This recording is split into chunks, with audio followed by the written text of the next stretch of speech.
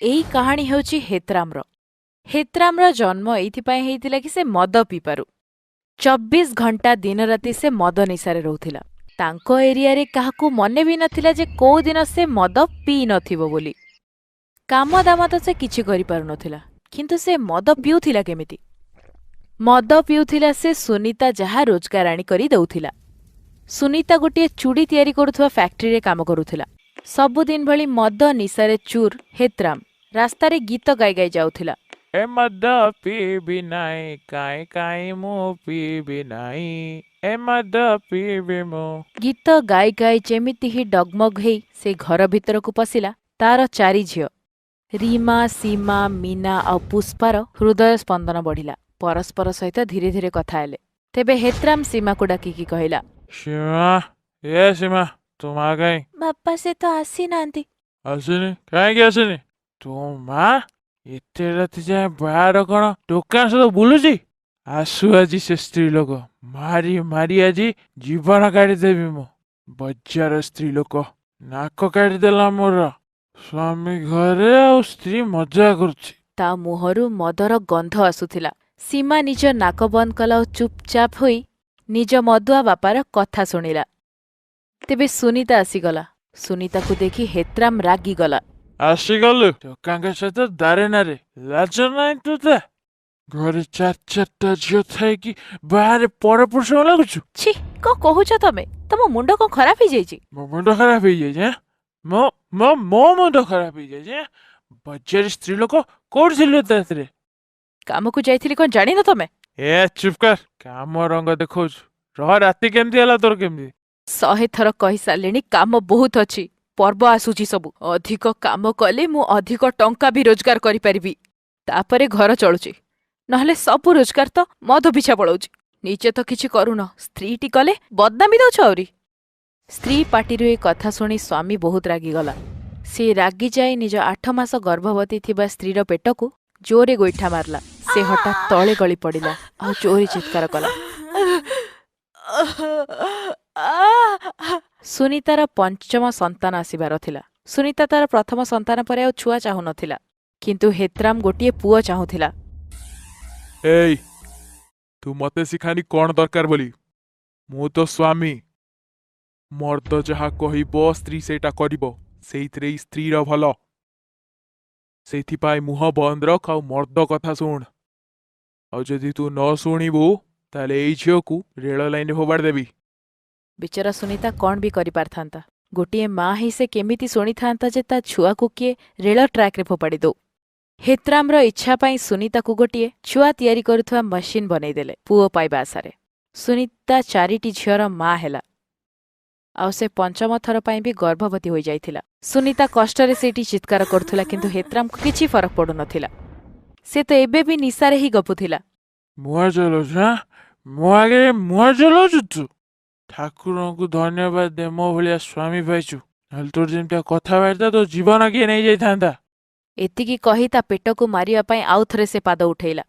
ଏହା ଦେଖି ତାଙ୍କ 4 ଝିଅ ଦୌଡ଼ି ଦୌଡ଼ି ଆସିଲେ ଆଉ ହାତ ଯୋଡ଼ି ନିଜ ବାପାଙ୍କ ସାମ୍ନାରେ କାନ୍ଦିକି କହିଲେ, ବାବା, ବାବା ମାକୁ ଛାଡ଼ିଦିଅ।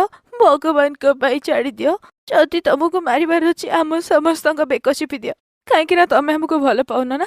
ଆମକୁ ମାରିଦିଅ, କିନ୍ତୁ ମାକୁ ଛାଡ଼ିଦିଅ। ବଞ୍ଚେଇବାକୁ ଚେଷ୍ଟା କରୁଥିବା ଝିଅମାନଙ୍କୁ ଦେଖି ହେତ୍ରାମ ନିଶାରେ କହିଲା, ଜୀବନରୁ ମାରିଦେବି। ହଁ ହଁ, ଠିକ ଠିକ, ଜୀବନରୁ ମାରିଦେବି ତାହେଲେ ଆଜି ତମକୁ।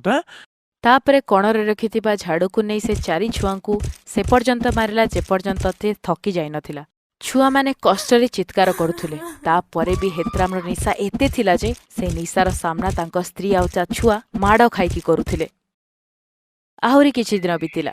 ଗୋଟିଏ ଦିନ ସୁନିତାର ପ୍ରସବ ପୀଡ଼ା ଆରମ୍ଭ ହେଲା। ମୋ ପେଟ ବହୁତ କାଟିଲାଣି, ଲାଗୁଛି ଟାଇମ୍ ହେଇଗଲାଣି। ସେ କଷ୍ଟରେ ତା ସ୍ୱାମୀକୁ ଉଠେଇବାକୁ ଚେଷ୍ଟା କରୁଥିଲା, କିନ୍ତୁ ତା ସ୍ୱାମୀ ଖାଲି ହୁଁ ହାଁ ହିଁ କରୁଥିଲା। ଏବେ ସୁନିତା କଷ୍ଟ ସହିପାରୁନଥିଲା। ସେ କେମିତି କରି ବାହାରକୁ ଆସିଲା ଆଉ ନିଜ ଝିଅଙ୍କୁ ଡାକି କହିଲା, ଝିଅ, ଝିଅ, ଡାକ୍ତରଖାନା ଯିବାକୁ ହବ। ସବୁ ଝିଅମାନେ ଡାକ୍ତରଖାନା ଯିବାକୁ ପ୍ରସ୍ତୁତି କଲେ, କିନ୍ତୁ ସୁନିତା ଆଉ ନିଜ କଷ୍ଟ ସହିପାରୁନଥିଲା। ସେ ନିଜ ଝିଅଙ୍କୁ କହିଲା, ମୁଁ ଡାକ୍ତରଖାନା ଯାଇପାରିବିନି ମୁଁ। ଏତିକି କହି ସେ ନିଜ ଘର ତଳେ ପାଗଳ ଭଳି ଗଡୁଥିଲା। କିଛି ସମୟ ପରେ ହିଁ ଗୋଟେ ଛୁଆର ଜନ୍ମ ସେଇ ଜାଗାରେ ହୋଇଗଲା। ଆଉ ତା ସଙ୍ଗେ ସଙ୍ଗେ ଏ କଷ୍ଟଦାୟକ ଦୁନିଆକୁ ସେ ଛାଡ଼ିକି ବି ଚାଲିଗଲା। ଆଉ ଏବେ ଜନ୍ମ ନେଇଥିବା ସେଇ କଅଁଳ ଶିଶୁ କନ୍ୟାକୁ ଜଣା ବି ନଥିଲା ସେଠି କ'ଣ ହେଇଗଲା।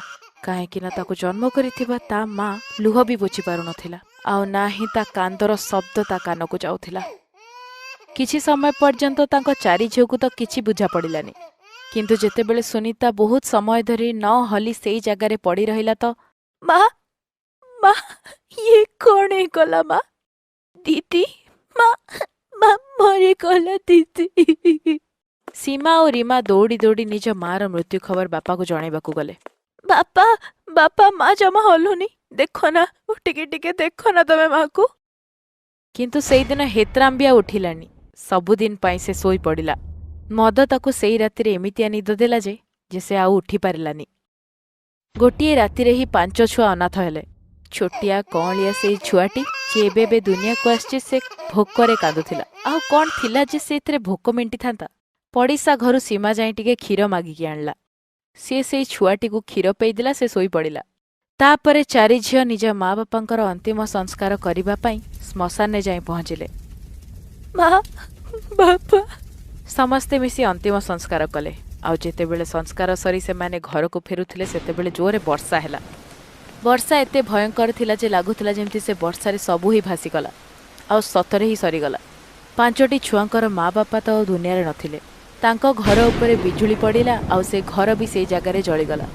4 ଜଣ ଯେତେବେଳେ ଘରେ ପହଞ୍ଚିଲେ ଆଉ ଘରର ଏମିତି ଅବସ୍ଥା ଦେଖିଲେ, ଭଗବାନ ଆମକୁ କାହିଁ ଛାଡ଼ିଲ?